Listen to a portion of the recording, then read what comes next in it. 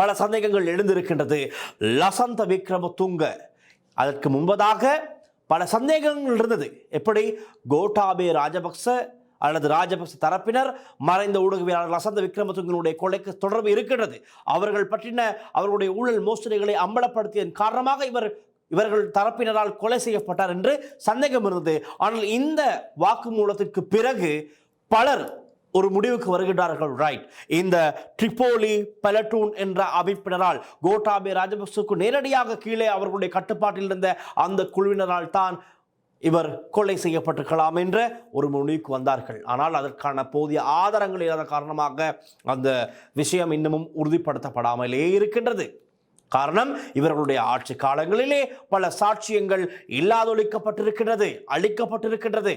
ஆகவே தான் அவற்றை தொடர்ந்தும் முன்னெடுத்து சென்று அதை உறுதிப்படுத்தக்கூடிய ஆதாரங்கள் இன்று இல்லாமல் இருப்பதாக பல சிரேஷ்ட நிபுணர்கள் தெரிவித்தார்கள். அடுத்த விஷயம்தான் இப்போ சுரேஷ் சலே அவருக்கு ஒரு தேவை இருக்கின்றது.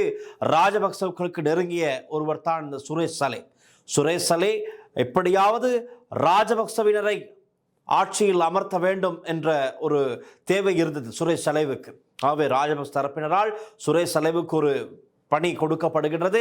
அதற்கமையே தான் பல முயற்சிகளை மேற்கொண்டிருக்கின்றார் சுரேஷ் சலே.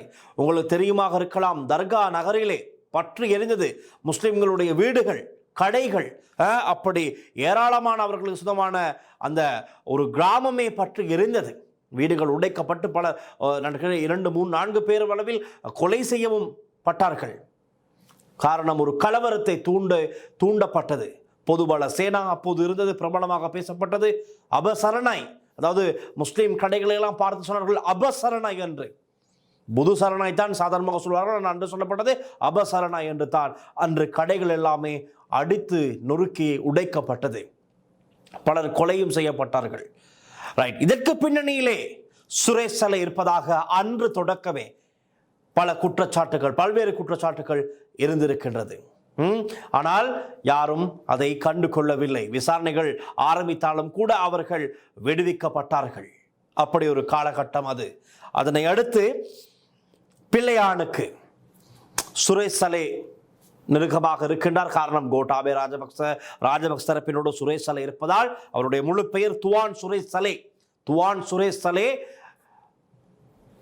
ஒரு வேலை கிடைக்கின்றது.